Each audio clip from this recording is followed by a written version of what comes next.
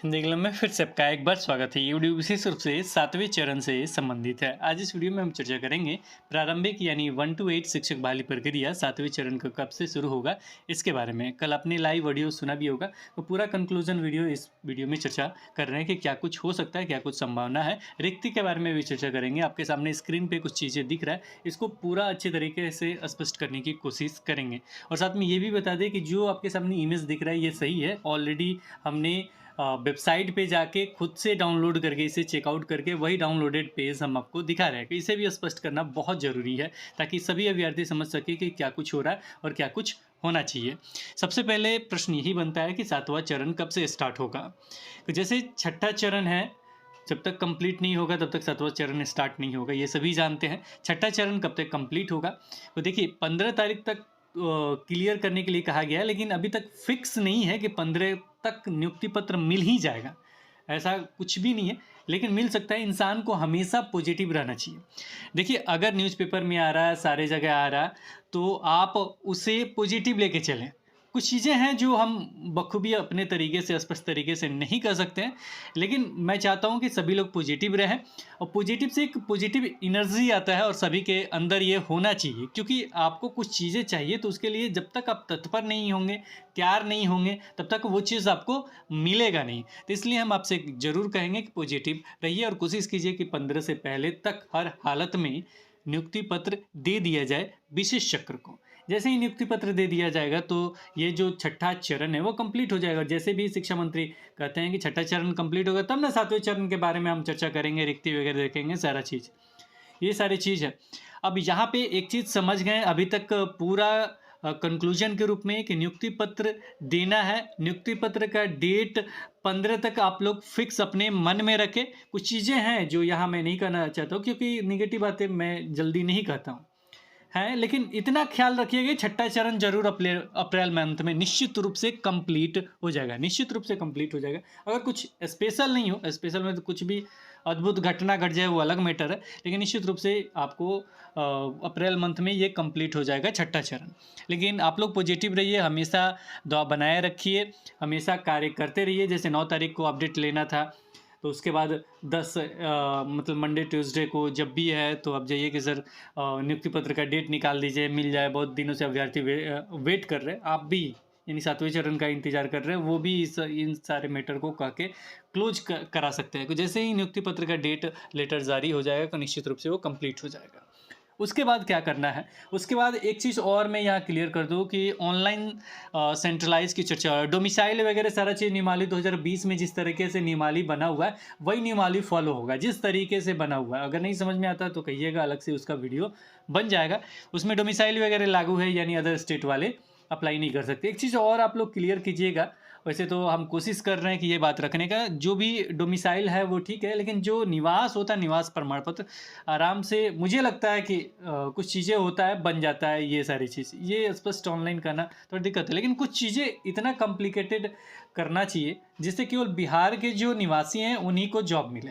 ये पहले भी मैं कहता रहा हूँ, अब भी कहूँगा कि ये अभ्यर्थी कर सकते हैं। ये चीज़ मैं कोशिश कर रहा हूँ रखवाने का, लेकिन आप भी कुछ सजेशन दे सके तो ज़रूर कमेंट सेक्शन में बताइएगा। दूसरा, ऑनलाइन सेंट्रलाइज की जो चर्चा चल रहा था, तो ऑनलाइन सेंट्रलाइज में क्या अभी तक विभाग अपने तरीके से स्पष्ट नहीं कह रहा। कहना यह है कि आपको तुरंत चाहिए, ऑनलाइन भी चाहिए, सेंट्रलाइज चाहिए, सारा चीज़ चाहिए, तुरंत चाहिए, तो ये सारी चीज़ करना है। लेकिन अगर वो चाहेंगे तो निश्चित रूप से हो सकता है।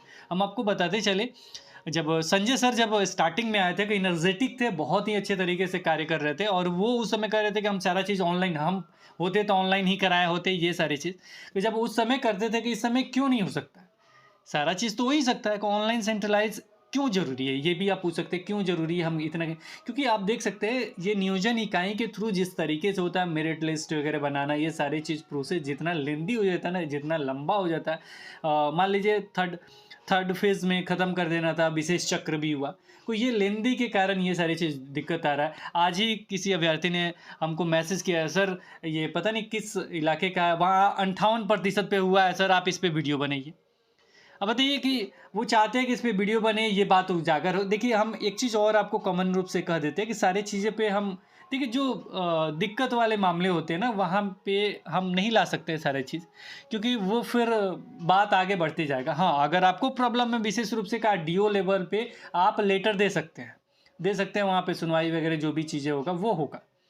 तो वो अलग मतलब हो गया। अब सारे चीज़ों को स्पष्ट तरीके से मुझे बताना, फिर ये दिखाना कि ये प्रूफ है इनका 58%, ये थोड़ा-सा आपको नहीं लगता कि ये कॉम्प्लिकेटेड है थोड़ा? मुझे बहाली प्रक्रिया और भी जो शिक्षक बनने के लिए तैयार हैं उनके लिए प्रेशर करना चाहिए, उनके लिए सारी चीज़ करना चाहिए। तो ये चीज़ मतलब करना चाहिए, इसलिए मैं उसको नहीं बना रहा हूँ, इसके लिए सॉरी। बहुत सारी चीज़ें हैं जो बता नहीं सकता, बहुत सारी चीज़ें मतलब नहीं किया जा सकता। फिलहाल 7वें चरण के बारे में चर्चा कर रहे थे, इसके बारे में भी चर्चा करेंगे। तो छठा चरण आपका नियुक्ति पत्र पे डिपेंड है और ये आपके हैंड में है कि जल्द से जल्द दवा बनवा के क्लियर करवाते हैं। उसके बाद रिक्ति की चर्चा हो रही थी और आपने लाइव ऑडियो सुना भी होगा कि 2019 तक का हमने बहाली किया है। अब बहाली के बाद जितना भी उसके बाद का रिक्ति होगा वो सारी चीज़ करते हुए बहाली प्रक्रिया करेंगे। लेकिन इसका हम खंडन करते हैं। खंडन क्यों करते हैं? एक तो मैं बता दूं कि ये प्रश्न इससे संबंधित पूछा गया, ये सीरियल नंबर देख सकते हैं 2114 ये था। और ये प्रश्न किसका था? कि श्री आलोक कुमार मेहता जी का था, माननीय। और ये जो विधानसभा सत्र चल रहा था और ये मार्च का ही है। और तारांकित प्रश्न संख्या शिक्षा विभाग का 232 था। इसमें जब हम नीचे चलेंगे ये डेट वगैरह सिग्नेचर वगैरह सारा चीज़ मिल जाएगा और इसे ऑनलाइन भी चाहिएगा तो मिल जाएगा। यानी एक चीज़ क्लियर आप समझ लीजिएगा, तो ये फेक नहीं है, सही है। अब यहाँ पे क्या क्लियर क्या करना है, इतना सारी चीज़ क्यों कह रहा हूँ मैं? इसलिए कह रहा हूँ कि जो शिक्षक बहाली प्रक्रिया जो चल रहा था उसमें मेन जब देखिएगा, ये मेन इतना ही पढ़ना है। तो यहाँ पे प्रश्न पूछा गया था, क्या शिक्षा मंत्री शिक्षा विभाग यह बतलाने की कृपा करेंगे कि क्या है क्रम संख्या 1 पे, क्या यह बात सही है कि राज्य के प्रारंभिक शिक्षक नियोजन 2019-20 यानी जो प्रारंभिक नियोजन चल रहा था 19-20 का, यानी छठा चरण जो चल रहा था 19-20 में बहाली प्रक्रिया जो चल रहा था उसकी चर्चा हो रही है। यानी छठा चरण ही होगा, दूसरा कोई नहीं होगा, भले ही ये कंप्लीट मतलब इस समय हुआ है, यानी जाके कंप्लीट तो इस समय हुआ 22 में जाके कंप्लीट हुआ, लेकिन ये 19 में ही नोटिफिकेशन आया था, 19-20 में कंप्लीट कर देना था। तो वही शिक्षक, उसका नाम ही हो गया शिक्षक नियोजन 19-20। तो उसमें रिक्ति जो था, जो भी उसमें रिक्ति था, तृतीय प्रारंभिक शिक्षक नियोजन 2012-14 का ही शेष रिक्ति है। यानी ये जो रिक्ति है तृतीय प्रारंभिक शिक्षक नियोजन का, वो कब का है? तो ये 2012-14 का ही शेष रिक्ति है। ये पूछा गया था शेष रिक्ति कब का है? 2012-14 का ही है। यानी जो बहाली प्रक्रिया 19-20 का चल रहा था, तो ये कब का है? तृतीय प्रारंभिक शिक्षक नियोजन जब चल रहा था 2012-14 का, उसी समय का शेष रिक्ति है, ये पूछा गया था। तो ये उत्तर दिया गया है श्री विजय कुमार चौधरी, मंत्री शिक्षा विभाग, बिहार द्वारा दिए जाने वाला उत्तर। इन्होंने उत्तर साफ तरीके से दिया है, इसमें स्वीकारात्मक है। यानी जी हाँ, जो रिक्ति है वो 2012-14 का ही शेष रिक्ति है। तो ये 19 क्यों कहा जा रहा है, ये मेरे समझ के बाहर है। तो इस चीज़ को क्लियर करना होगा। अगर आप देखिए, ये कॉम्प्लिकेटेड मैं कुछ ज़्यादा नहीं करना चाहता हूँ, ये मैं इसलिए कर रहा हूँ क्योंकि अगर संख्या रिक्ति ज़्यादा जुटेगा तो बहाल कौन होंगे? आप ही शिक्षक बहाल होंगे, दूसरा कोई तो होगा नहीं। दूसरा चीज़ डोमिसाइल, अगर डोमिसाइल निश्चित रूप से लागू होगा क्योंकि नियमावली 2020 में, अभी नियमावली 2020 ही पालन होता है। जो भी नोटिफिकेशन आएगा उसके अनुसार 2020 नियमावली के अनुसार ही सारा चीज़ होगा। ये स्पष्ट तरीके से समझिएगा, जो भी होगा स्टेट का हो चाहे जिसका हो, सबका अलग अलग नियमावली बनाया हुआ है। 2020 प्रारंभिक का अलग बना हुआ है, माध्यमिक उच्च माध्यमिक का अलग बना हुआ है। तो उसी नियमावली को फॉलो किया जाएगा, जो भी नियमावली है। भले कुछ अलग स्पेशल अलग से ऐड कर दिया जाए, वो अलग मैटर है, लेकिन नियमावली वही होगा। अब उसमें कहा जाएगा कि ऑनलाइन का चर्चा है या सेंट्रलाइज का चर्चा है कि नहीं, लेकिन किया जा सकता है, सॉफ्टवेयर वगैरह के द्वारा किया जा सकता है। ये विभाग पे डिपेंड है, अगर वो करना चाहें तो। नहीं करना चाहेंगे तो नहीं भी कर सकते। लेकिन ये भी उसमें मेंशन है कि ये जो विभाग है, यानी जो अभी मेरिट लिस्ट निकालने का सचिव वगैरह सारे लोग हैं, जो हो रहा प्रोसेस, इनको बाहर हमेशा के लिए नहीं किया जा सकता है। मिलेगा इन्हीं के थ्रू, लेकिन ऑनलाइन सेंट्रलाइज होगा, मेरिट लिस्ट वगैरह बनाना सब विभाग का काम हो जाएगा, तो बहुत तेज़ी से होगा, इनको देना होगा केवल। तो धांधली वगैरह भी रुकेगा और इसको थर्ड पार्टी को दे के ये कराया जा सकता है। शिक्षा विभाग अगर चाहे तो खुद से सॉफ्टवेयर वगैरह डेवलप नहीं करके, लेकिन अभी चाहे वो नियुक्ति पत्र इतनी तारीख को देंगे, उसके बाद ही ये थर्ड पार्टी को दे देंगे सॉफ्टवेयर वगैरह बनाने के लिए, जैसे एग्जाम वगैरह ऑनलाइन कराए उन्होंने, उसी तरीके से थर्ड पार्टी को दे देंगे, सारा डेटा आ जाएगा, सारा बहाली प्रक्रिया जल्द से जल्द पूर्ण भी हो जाएगा। तो ये शिक्षा विभाग चाहे तो निश्चित रूप से पूरा हो जाएगा। और ये जितना धांधली वगैरह 58% पे सर हो गया, मेरा नहीं हुआ, कोई पूछता है 60% है, मेरा कहीं होगा या नहीं होगा, सबका हो सकता है अगर ऑनलाइन सेंट्रलाइज तरीके से होता है तो ये चीज़ समझ गए। और दूसरा चीज़ रिक्ति से संबंधित विशेष ये इसलिए मैं वीडियो बना रहा हूँ कि रिक्ति जो कहा गया कि 2019 के बाद जो भी रिटायर्ड वगैरह हुए उनका जोड़ने के लिए, तो ये तो रिक्ति जो है हमने हमेशा कहा है कि ये बैकलॉग रिक्ति है। बैकलॉग हो गया यानी पुराना रिक्ति है, उसी को जोड़ के आगे बढ़ा रहे हैं। इसको जोड़ के आगे बढ़ा कब तक बढ़ाते रहिएगा। इसको थोड़ा स्पष्ट तरीके से शिक्षा विभाग को देखना चाहिए कि रिक्ति जो है वो पुराना है, इस पर कार्य करना चाहिए। अगर मैं गलत हूँ, रिक्ति पुराना नहीं है, क्योंकि मैं उस समय था नहीं, क्योंकि ये 2017 से सारा चीज़ हिंदी क्लब लेके रन कर रहा है, तो ये इसीलिए मैं लेटर दिखा रहा हूँ। उस समय होता तो बात ही कुछ और होता, लेकिन इसीलिए मैं लेटर दिखा रहा हूँ स्पष्ट तरीके से। और ये खोजिएगा कि निश्चित रूप से उनके वेबसाइट पे मिल जाएगा, ये फेक नहीं है, ये भी मैं क्लियर कर दूँ, क्योंकि मैंने खुद डाउनलोड करके इस वीडियो में बना रहा हूँ। ये सारा चीज़ स्पष्ट है, सारा चीज़ है। कोई ये को शिक्षा विभाग का ही सारा चीज़ है, तो उन्हें क्यों नहीं पता होता है कि ये जो रिक्ति है 2012-14 का ही शेष रिक्ति है। इन्होंने लिखा भी स्वीकारात्मक है और स्वीकारात्मक कर देते ना, 2019 का रिक्ति हमने जोड़ा है। तो जब 2012-14 का ही है, 14 के बाद साल नहीं बढ़ता है क्या? 14 के बाद 15 आता है, 16 आता है, 17 आता है, 18 आता है, 19 आता है, 20 आता है, 21 आता है, तब ना 22 आता है। तो सारी रिक्ति को आपको देखना होगा, रिक्ति को आपको खुद गणना करना चाहिए कि कितना रिक्ति है। आपने लेटर निकाल दिया, हमने देखा था कि रिक्ति निकाले हैं कि 2019 के बाद जो भी रिटायर्ड वगैरह हुए, थोड़ा बैकलॉग भी देख लीजिए कि हमने जो बहाली किया है वो कब का किया है। रिक्त सिद्ध के ऐसे ही जब आरटीआई किया जाता है तो बहुत ज़्यादा रिक्ति दिख जाता है। आरटीआई किया जाए तो बहुत ज़्यादा रिक्ति दिख जाता है, लेकिन अगर कागज़ में देखा जाए तो वो नहीं दिखता है, तो इसी के कारण नहीं दिखता है। तो शिक्षा विभाग को देखना चाहिए। अगर इस पर कुछ कहना चाहे शिक्षा विभाग तो स्पष्ट तरीके से क्लियर कर देना चाहिए कि जो भी है वो हमने बाद में जोड़ दिया, ये कर दिया, वो कर दिया, वो चीज़ करना चाहिए। लेकिन मुझे नहीं लगता कि इस तरह का कुछ है, क्योंकि ये स्पष्ट तरीके से मार्च में ये कहा गया, मार्च में ये कहा गया, मार्च में सारा चीज़ स्पष्ट हो गया। देख भी सकते हैं, डेट 8/3/2021 का है, पिछले साल का ही है, 2021 का मार्च का ही है। तो अगर शिक्षा विभाग करना चाहता है कि पूरा रिक्ति को देखते हुए ऑनलाइन सेंट्रलाइज, इसको भी देखे कि हमें कितना प्रॉब्लम हुआ है, शिक्षा विभाग खुद को भी देखे कि कितना उन्हें प्रॉब्लम हुआ है ऑनलाइन सेंट्रलाइज तरीके से। अगर विभाग वेब पोर्टल नहीं बना सकता है तो थर्ड पार्टी को देखते हुए निश्चित रूप से अच्छे तरीके से सारा चीज़ स्पष्ट करते हुए जल्द से जल्द बहाली प्रक्रिया पूर्ण कराना चाहिए। क्यों मैं कह रहा हूँ, आखिर क्या है यह शिक्षक बहाली, क्यों मैं रटता हूँ हमेशा, क्योंकि जो भी बिहार का भविष्य है ना, अभी देखेंगे को अभी पुराने वीडियोस में जाए कमेंट करके देखेंगे कि वहाँ 1 to 8 में 6 to 8 में किसी महिला का चयन हुआ है। बोल रही हैं कि केवल हम ही है और हम ही को दे दिया है तो सुबह से शाम तक क्लास कराने का, कितना घंटे पढ़ाना है। अब उनको क्या मैं उत्तर दूँ, क्या जवाब दूँ? आप है तो आपको को खुद देखना ही पड़ेगा। मैं क्या कर सकता हूँ, ना कहूँगा तो भी मेरा ही घाटा होगा, क्योंकि बिहार के छात्र हैं वहाँ पे। अगर आप नहीं पढ़ाते हैं तो जो भी छात्र है वो छात्र नहीं है, वो कल के भविष्य है, उन्हें देखना पड़ेगा आपको। उन्हें मतलब सारा चीज़ देख के देखिए, अगर कल का भविष्य उज्जवल देखना चाहते हैं बिहार का ना, तो ये दिल्ली वाला जो आप लोग देख रहे हैं, दिल्ली में किसका कारनामा, किसी और का नहीं है, वो शिक्षकों का कारनामा है कि प्राइवेट स्कूल वहाँ टूट रहे हैं।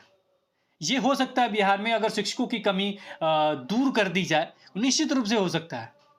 और जो पेमेंट का मामला है ना, पेमेंट को भी विभाग को जल्द से जल्द स्पष्ट कर देना चाहिए। मैंने कर ही रहा, कार्य कर रहा है वो, ठीक 31 तारीख को सभी को पेमेंट एकदम खट अकाउंट में गया। दूसरा कार्य करने की आपको ज़रूरत नहीं है, पूरा पेमेंट हमने दिया 31 तारीख को। पूरा अपना काम कीजिए, मन लगा के पढ़िए, कोई चिंता करने की जरूरत नहीं है। आपका घर का, जैसे शिक्षा विभाग को करना चाहिए, आपके घर का चिंता हम कर रहे हैं, यानी आपका फैमिली कैसे चलेगा, कैसे रन करेगा, हस्तांतरण वगैरह सारा चीज़। अभी हस्तांतरण में दे रहा है, हस्तांतरण पे भी वीडियो हमने कोशिश किया था लाने का, लेकिन उसमें भी दे रहे। एक चीज़ और स्पष्ट कर दे कि जो नवनियुक्त शिक्षक है ना, उनका हस्तांतरण अभी नहीं हो पाएगा, यानी उन्हें अभी इंतजार करना पड़ेगा। उन्हें क्या करना पड़ेगा, अभी इंतज़ार करना पड़ेगा, मतलब लंबा इंतज़ार करना पड़ेगा। लंबा क्या है, जब तक छठा चरण माध्यमिक उच्च माध्यमिक का खत्म नहीं हो जाता, तब तक आपका हस्तांतरण वाला कार्य स्टार्ट नहीं होगा, तो उन्हें इंतज़ार करना पड़ेगा।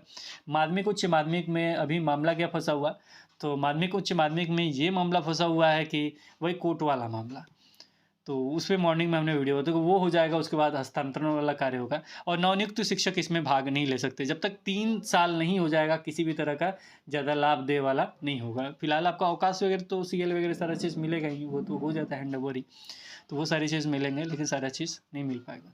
तो फिलहाल इसको शिक्षा विभाग को देखना चाहिए, और जो भी नवनियुक्त शिक्षक हैं उन्हें अपना कर्तव्य हर हाल में अच्छे तरीके से निभाना चाहिए, ताकि जिन्हें आप पढ़ा रहे हैं वो कल के भविष्य हैं, इस चीज़ को देखते हुए अच्छे तरीके से पढ़ाएं। हाँ, थोड़ा-सा परेशानी हो रहा है आने-जाने में, ये हम भी समझ रहे हैं। अब शिक्षा विभाग को इसको देखना चाहिए, और ऑनलाइन सेंट्रलाइज़ तरीके से करेंगे, वहाँ पे चूज़ माँगेंगे, तो निश्चित रूप से मुझे लग रहा है कि निश्चित रूप से वो फ़ायदेमंद होगा सभी अभ्यर्थियों के लिए। वहाँ स्थानीयता को थोड़ा-सा वरीयता कर देंगे, तो और मज़ा आ जाएगा और बढ़िया हो जाएगा। जैसे में अगर किसी का 70% है और किसी का 68% है, तो 68 वाला परसेंट कम परसेंट है, लेकिन अगर उनका दूसरे जगह दूसरे ज़िला में हो रहा है और 70% वाले का इस ज़िला में हो रहा है, तो दोनों को ये तब्दील कर दें, 68 वाले को यहाँ डाल दें, 70 वाले को वहाँ डाल दें। अगर गृह जिला इनका यहाँ है, 70 वाला का गृह जिला वहाँ है, तो दोनों को तब्दील कर दें। उनके मांग के अनुसार जहाँ वो चाहते हैं उस तरीके से करेंगे, तो निश्चित रूप से वो अपना 100% देंगे। तो सर सैलरी उनको मिल रहा है, यानी उनका घर का खाता वही आप सारा चीज़ आप देख रहे हैं, तो निश्चित रूप से वो अपना 100% स्कूल में देंगे। यही सारे प्रॉब्लम होते हैं, जो शिक्षक है, नए शिक्षक बनेंगे या पुराने शिक्षक हैं, उन सभी का यही प्रॉब्लम होता है, जिसके कारण वो अपना 100% नहीं दे पाते। अगर 100% दे दिए तो दिल्ली पीछे हो जाएगा, बिहार आगे हो जाएगा, क्योंकि यहाँ की जो मिट्टी है और जो यहाँ का वातावरण है वो कहीं और देखने को नहीं मिलेगा, कहीं नहीं मिलेगा। बहुत ही बेहतरीन वातावरण, बहुत ही बेहतरीन मिट्टी, कृषि प्रधान राज्य है बिहार, और कृषि पे ही डिपेंड है। और इसमें अगर अच्छे तरीके से कार्य करें, अगर बात कीजिए पूरा इंडिया लेवल पे, तो मैथ अगर किसी का मजबूत होता है वो बिहार लेवल का होता है। अगर देखिएगा आईएएस आईपीएस जो भी बनते हैं ना, सबसे ज़्यादा बिहार के बनते हैं, सबसे दिमाग के जो तेज होते हैं ना, बिहार वाले होते हैं। तो अगर इन्हें 100% मिल जाए शिक्षकों का ना, तो समझिए क्या से क्या कर सकते हैं। यहाँ से मतलब अच्छे अच्छे वैज्ञानिक तो हैं, लेकिन और भी अच्छी संख्या में निकलेंगे। तो ये बहुत बड़ी बात है, इसको गवर्नमेंट को समझना चाहिए इस चीज़ को, कि अगर हम ऐसा करते हैं कि निश्चित रूप से एक नया बिहार देखने को मिल सकता है।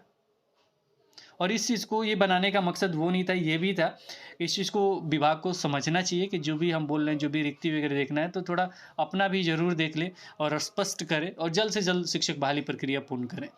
अगर जल्द से जल्द करेंगे तो निश्चित रूप से शिक्षकों की जो कमी है, भारी कमी है, बहुत ज़्यादा कमी है, वो दूर होगी। और जो भी छात्र है जो स्कूल में नहीं आ रहे हैं, विद्यालय नाम अटेंडेंस हो जाता है, नाम लिखवा लेते, बहुत जगह हमने देखा है, बहुत जगह नवनियुक्त शिक्षकों से भी बात होता है, वो कहते हैं कि सर हम लोग के यहाँ 20 टीचर है, 20 से 30 टीचर है, लेकिन मेरा 10 दिन या 12 दिन बाद मिल रहा है। क्यों?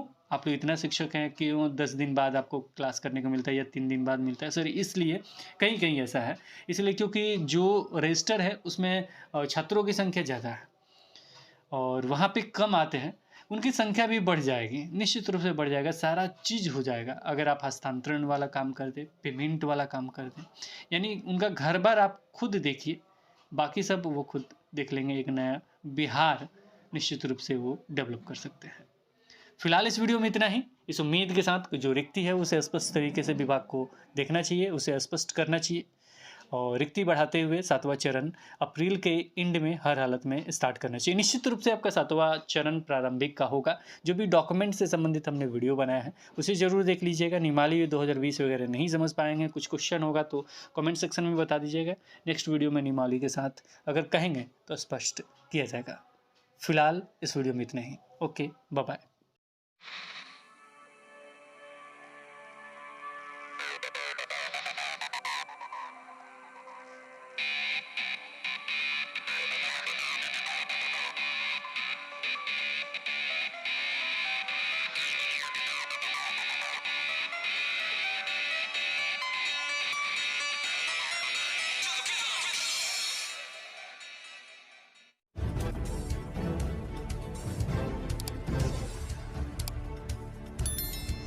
सब्सक्राइब कीजिए हिंदी क्लब को, दबाइए इस बेल आइकॉन को ताकि हमारा वीडियो आपको मिले सबसे पहले।